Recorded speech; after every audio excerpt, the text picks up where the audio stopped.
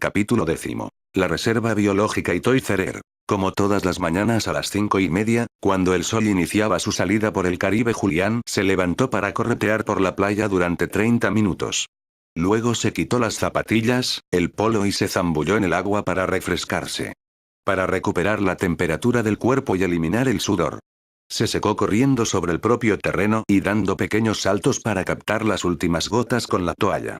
Se puso las chanclas, el polo y regresó a la cabaña para darse una buena ducha de agua dulce. Entraba en la casa en el instante que aún con los ojos cerrados se levantaba Maureen. Abrió la puerta de la habitación para entrar en el servicio y despejarse con una buena ducha. La camisola con la que había dormido se la dejó sobre su cama y apareció por la casa con solo el tanga. Sin la menor mueca, gesto, o sorpresa al verlo, le saludó y entró en la ducha. Él sonrió, para pasar la puerta de su habitación, coger ropa nueva y con la toalla se fue a duchar al otro servicio de la planta. Al sentarse a la mesa para reponer fuerza, Maureen estaba desayunando. Se saludaron y le propuso que le acompañara al chiringuito para iniciar su jornada. Aceptó encantado y tras el aseo bucal pertinente abandonaron la cabaña para ir por la playa hasta la población, a escasos 1000 metros. Se cruzaron con el americano del día anterior y este saludó a la joven con la frase que solía decir cuando se cruzaba o iba al chiringuito. «Buenos días, princesa». Maureen ni le miró, no lo soportaba. Con la inocencia pícara de toda adolescente aprovechó para abarcar la cintura de su pareja y perderse de la mirada de aquel personaje. Envolvió a la joven por el hombro para juntar sus cuerpos y seguir caminando. Habían enmudecido. Las palabras fueron sustituidas por las olas al romper a sus pies, por el canto de las avecillas o las llamadas entre los congos inundando la naturaleza. El ritmo de sus caderas, al compás del Caribe, percutía sobre su muslo. Posó los labios sobre el cabello de la joven y prosiguieron con el calor, la brisa y la musicalidad provocada por aquel rincón de la naturaleza. A la izquierda el sonido de la selva, a la derecha el del Caribe, componiendo en estéreo la melodía de aquel lugar, de aquella situación, de aquella criatura. Estuvo tentada a confesarle la razón por la cual le perdonaba cualquier cosa, pero andaba captando todas esas sensaciones proporcionadas por el momento, que prefirió concentrar todos sus sentidos en captar aquella situación. ¿Le preparo un café? Fueron los primeros sonidos humanos, tras llegar al chiringuito, recuperando la comunicación. Al tiempo que, ayudada por Julián, elevaban la puerta metálica para entrar en el local e iniciar su jornada.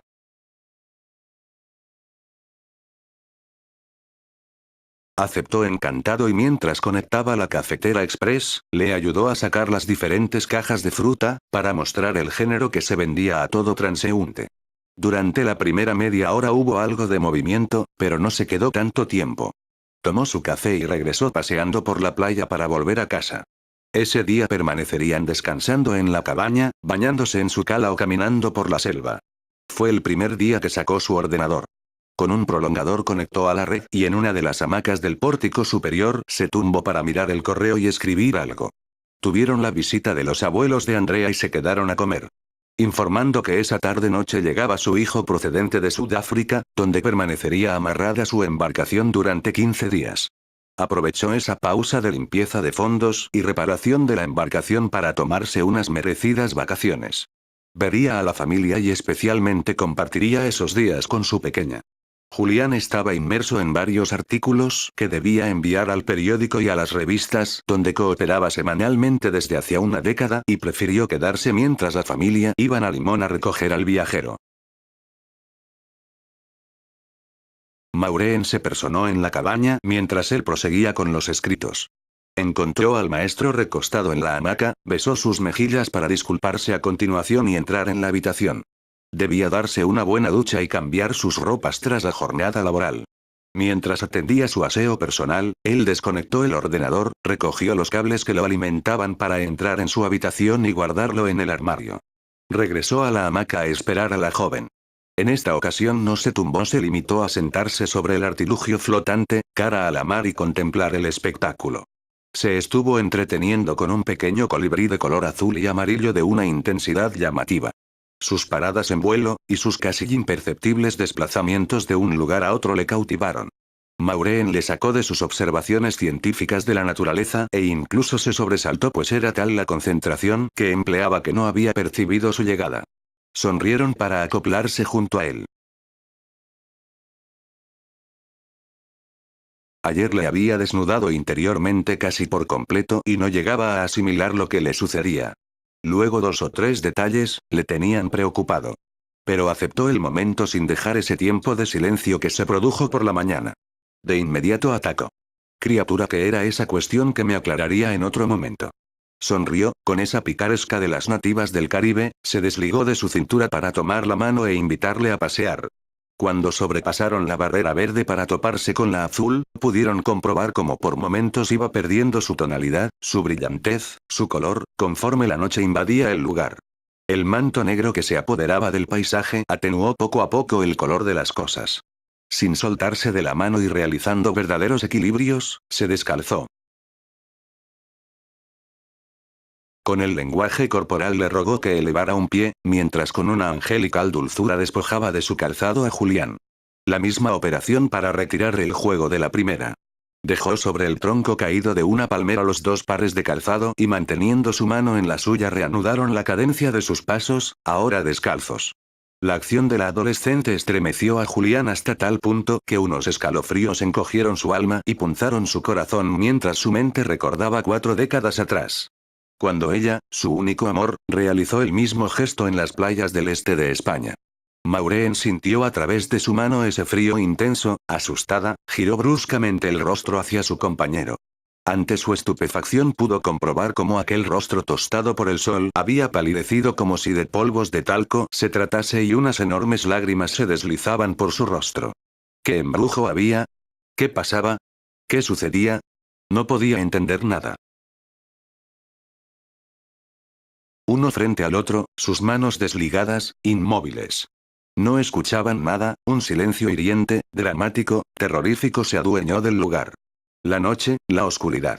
Lo negro, lo oculto. Ninguno pudo medir el tiempo que permanecieron en ese estado. Pero sin duda una bruja los había hechizado. Se deshizo cuando Julián dio media vuelta y regresó a la carrera a la cabaña, entró en su habitación y comenzó un llanto que no cesó hasta la llegada del viajero. Maureen se había dejado caer en el mismo sitio donde quedaron hechizados y lloraba como una Magdalena. Reaccionó al tiempo que Julián, al escuchar la llegada de su amiga, se levantó, recogió el calzado y se aproximó a la cabaña para saludar. Al cruzar su mirada con la de él, la expectativa en sus rostros lo decía casi todo. Sonrió, respondió y regresando a la conversación con el resto saludaron al viajero. El padre de Andrea poseía un velero, sabedor de la calidad del navegante que tenía en casa. Quedaron a la mañana siguiente, cuando descansara un poco para salir a navegar por el Caribe. Cuando el abuelo se enteró se lamentó de no saberlo antes, pues le habría dejado la embarcación para esos días. Habían quedado en acercarse a la reserva biológica de Itoy Cerere el día que Maureen descansara. Esa mañana embarcaron y pasaron una jornada navegando y visitando diferentes rincones de aquel paraíso de la naturaleza. A pesar de reunirse Maureen con el grupo todas las tardes-noches, ninguno de los dos se atrevió a comentar o hablar de lo sucedido el día que llegó el padre de Andrea. Una de esas noches volvió a Maxim. Al igual que una mañana muy tempranito desayunaron en el chiringuito de Maureen antes de embarcar. Por fin llegó el día programado para visitar la Reserva Natural de Itoy Cerere, un lugar de una belleza espectacular pero de gran dificultad para moverse.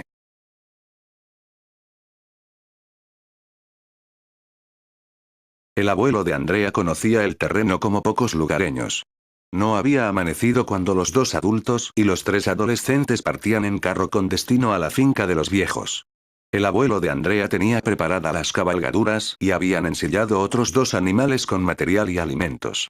Justo cuando la noche devolvía los colores al paisaje partían en sus cabalgaduras. El abuelo, el padre de Andrea, junto a ella, Julián, David y Maureen. La abuela se quedó, no estaba para esos trotes. Fue una jornada inolvidable. Pasaron por varias pequeñas poblaciones, deteniéndose en algunas de ellas para recuperar las posaderas. Pudieron descubrir parajes de una belleza inimaginable. Árboles que sus copas se perdían en el firmamento, cascadas que tenían fin o principio según por donde las observaran, pero que no pudieron alcanzar a ver. Era imposible quedarse con todos los nombres de las diferentes especies vegetales, o animales, aquello era de una riqueza biológica increíble. Llegó a pensar que sería el mayor sacrilegio de la humanidad destrozar aquel paraje. Lo cierto es que le confirmaron que el gobierno protegía con bastante fidelidad las riquezas naturales de la nación. Se zambulleron en una poza provocada por una pequeña cascada, comparada con las que habían visto, de agua caliente. La evaporación de sus aguas se veía perfectamente e incluso había zonas que la niebla provocada por las aguas transformadas en vapor no permitían ver mucho más allá de los 4 o 5 metros. Los jóvenes no querían abandonar aquel lugar, pues hasta el momento habían pasado fresco, como consecuencia de la humedad de la selva, y ahora ese calor envolviendo sus cuerpos se les hacía dura la partida. El abuelo comentó que no les vendría mal a los animales descansar un poco más, pero también advirtió que no debían alargarlo demasiado ya que no llegarían con la luz natural a casa.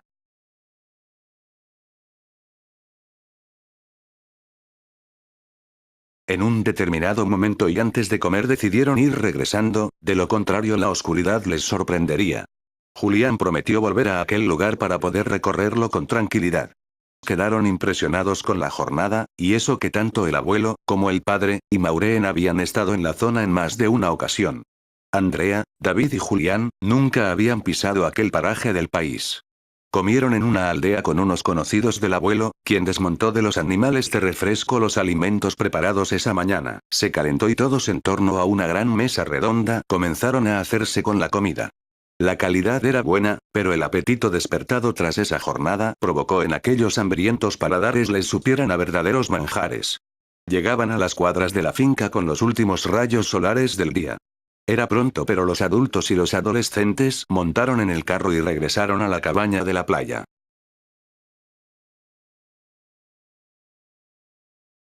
Era temprano para la cena, Andrea y su padre habían salido a charlar paseando por la playa.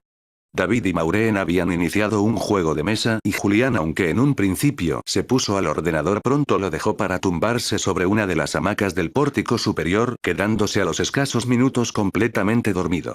No había podido disfrutar de su siesta y fue dejar caer su cuerpo en aquel lugar de descanso y sorprenderle el sueño. Se había hecho la hora de cenar y como seguía durmiendo le dejaron descansar. Anteriormente Maureen descolgó la mosquitera para proteger a Julián de los insectos, pues cuando él se tumbó, como no pensaba dormirse en un principio ni se le ocurrió hacerlo. Pero en la primera elevación de la mirada del juego de la joven, al verlo tan quieto se levantó tras las disculpas a su compañero de juego y bajó los protectores de insectos. Cuando Julián despertó todo estaba en calma.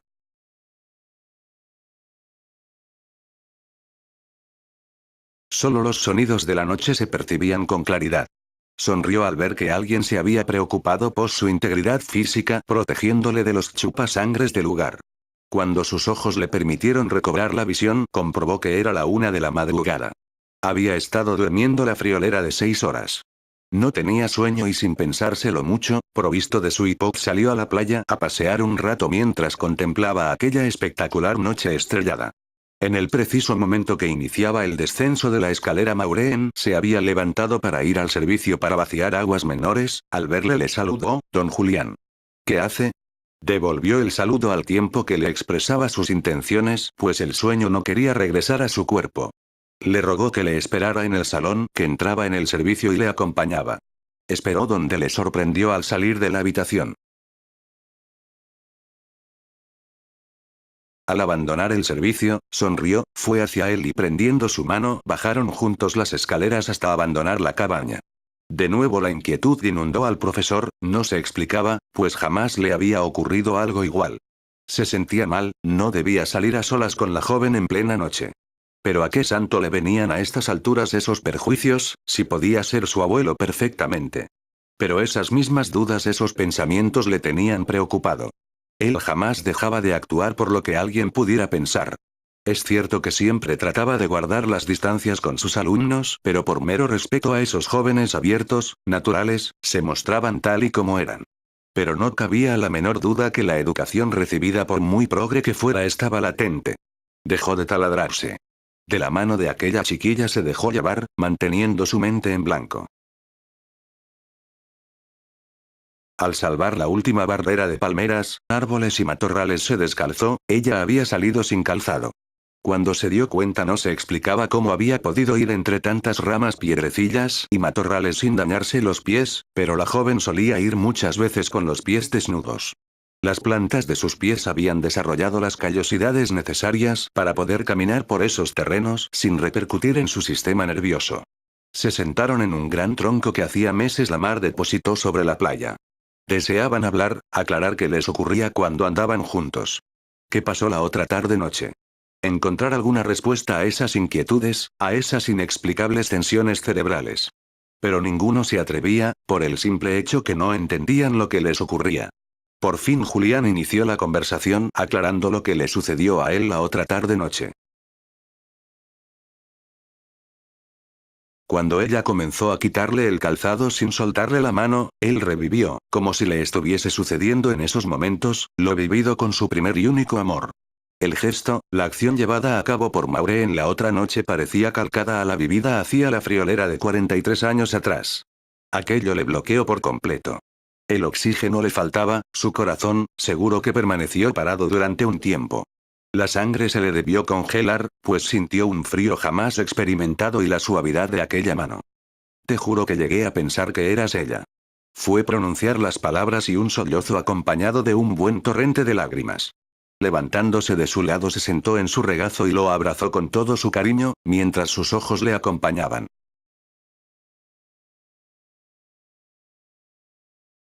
No supieron el tiempo que permanecieron en dicha posición, pues cuando volvieron a recordar algo, paseaban juntos de la mano por la playa. Las nubes que habían ocultado la luna hasta ese momento se retiraron y su tenue luz iluminó el escenario. Ella iba con una camisola transparente y un diminuto tanga. Dibujándose a la perfección aquel cuerpo que al trasluz mostraba los límites de cada parte de su silueta. Anduvieron unos 500 metros cuando ella, recuperada de aquella primera confesión, se decidió a hablar. «Sabe, don Julián, conecté con usted en el momento de presentarnos a Andrea. Y le confesaré un secreto de mi gran amiga. No está enamorada de David, a quien verdaderamente ama es a usted. Por ese motivo el otro día le comenté que cualquier cosa que me pidiera tendría a esta servidora. Andrea es algo más que una hermana, por ella haría cualquier cosa. Cualquier cosa que me pidiera». Criaturas de Dios, si puedo ser vuestro abuelo. Pero sé que son circunstancias de las adolescentes que creen enamorarse de cualquier cosa que se desplaza con dos piernas y les habla con ternura. Lo cierto es que últimamente los jóvenes de hoy día están muy faltos de cariño, de amor de vuestros seres queridos. La sociedad que nos hemos montado los aboca a ello.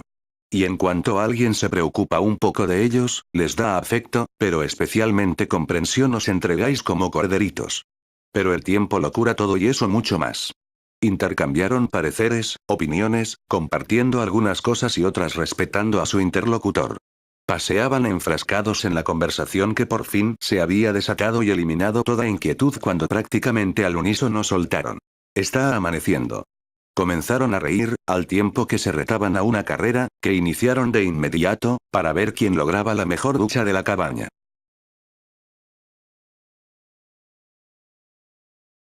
Esa mañana quedaba solo, los jóvenes en compañía del padre habían decidido pasar unos días en Panamá.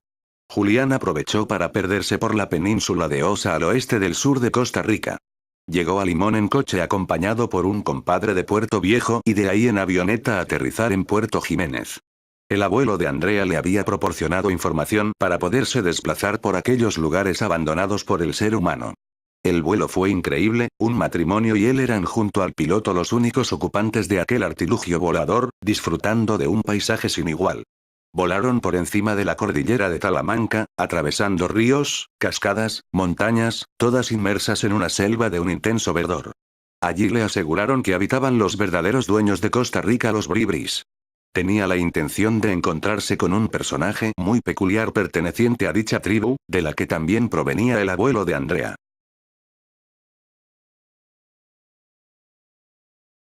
Quien le aconsejó que buscara un guía para llegar hasta él, pero prefirió intentarlo solo. Buscó alojamiento y de inmediato se metió en la cama a descansar. Se levantó muy temprano y fue en busca de un nuevo miembro de la tribu donde el abuelo de Andrea le aseguró que le proporcionaría 2 buenas cabalgaduras para desplazarse por esos parajes. Almorzó con aquel personaje y al indicarle a quién iba a buscar le dio algunas indicaciones para que no se perdiera. Lo mejor sería seguir la costa, era más largo el trayecto pero tendría la referencia del mar para no perderse. Debía ir bordeando la península hasta llegar al río arriba, en concreto a Cárate, preguntar por el rancho Orero si allí podría estar en cualquier lugar de la selva. Pero posiblemente sabría dónde localizarlo. Antes de llegar a río arriba debería pasar por Matapalos la Endija, por Playa de Maquiagua Buena, próxima a este enclave estaba Cárate.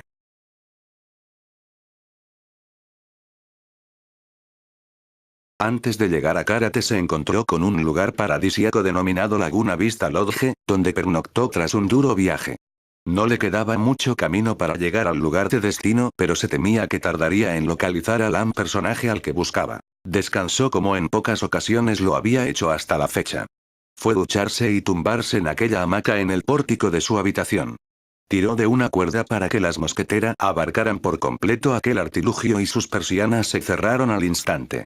Desayunó fuerte pues le aguardaba una jornada larga y dura, subiendo montaña y andando por la selva. Por fin se encontraba en Rancho Orero, no encontró ni una sola alma de rancho ni por casualidad. Un palo con un cartel medio borrado frente a unos palos indicaba Rancho Orero.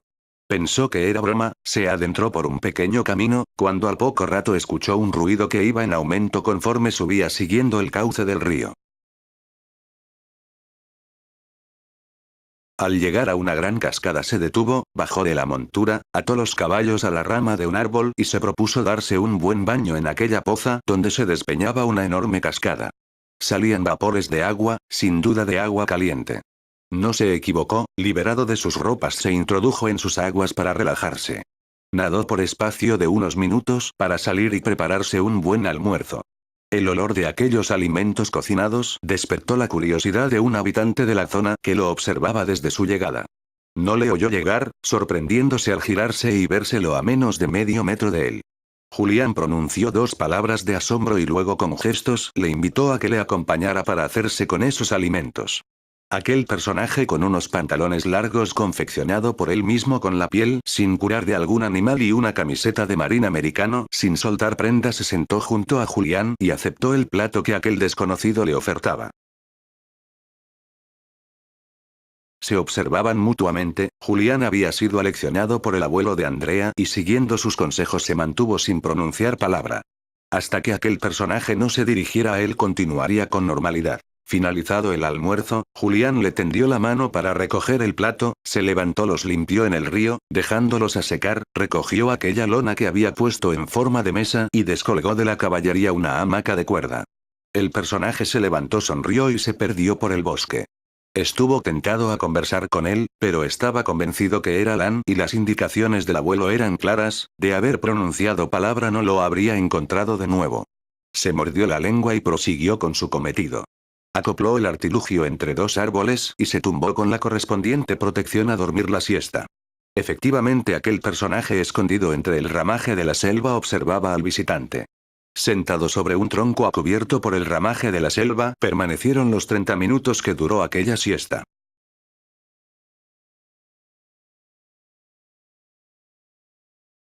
No retiraba el artilugio y observó cómo fotografiaba todo aquel contorno, los interminables árboles, las plantas, las flores, la cascada, la poza, el río, los 1000 bichos que se desplazaban por el lugar. Subiendo un poco podía tomar unas vistas increíbles del océano. Comenzaba a oscurecer y el atardecer le proporcionó unas instantáneas de una belleza plástica maravillosa. Regresó a la poza, descargó por completo a las cabalgaduras y se metió en su hamaca para pasar la noche. Fue levantarse y de nuevo zambullirse en aquella poza. En el pequeño hornillo de gas se preparó, junto a una buena fuente de frutas troceadas, un café con leche. De nuevo la presencia del mismo personaje del día anterior. Le ofreció un plato repleto de fruta y un tazón de café. Iba a ponerle leche y el personaje separó sus labios para decir. Solo. Era la primera palabra que escuchaba de aquel nativo, pero debía esperar. Sacó huevos y bacon y preparó de nuevo 2 platos con 2 huevos cada uno y 3 grandes cortadas de bacon, cocinando en una sartén los huevos con la grasa del bacon. Sin mediar palabra le tendió uno de los platos y sacó una botella de vino español que llevaba especialmente para una ocasión como aquella. Cuando Alan probó aquel vino volvió a despegar sus labios para preguntar. Era lo que estaba deseando Julián desde su encuentro con el personaje. Es español, en concreto un Rioja. Tomó la botella en su mano y leyó Pujanza 2005. De nuevo sus palabras invadieron aquel espacio que se había resguardado de la voz humana. De nuevo aquel nativo preguntó. Conoce a los Bribri, sin la menor duda. Julián dejó ese tiempo eterno que solían dejar los nativos, para serenar la conversación, para reflexionar sobre lo que se iba a decir, para recrearse en ese país de pura vida. Esa estrategia también se la enseñó el abuelo de Andrea. Cuando por fin se decidió a contestar y confesarle que venía por consejo del abuelo de Andrea, se dejó el plato en la lona, hizo levantar a Julián y se abrazó primero de izquierdas y luego de derechas. Se volvieron a sentar y de nuevo un mundo para volver a romper el silencio del paraje. En el transcurso de esa conversación que duró hasta la hora de la cena, y no precisamente por la cantidad de cosas que se intercambiaron con palabras, pues estas fueron más bien escasas, pero sí hubo una gran transmisión del lenguaje corporal. Le citó una frase de San Francisco de Asís, que por supuesto no sabía quién era, ni pimientos le importaba.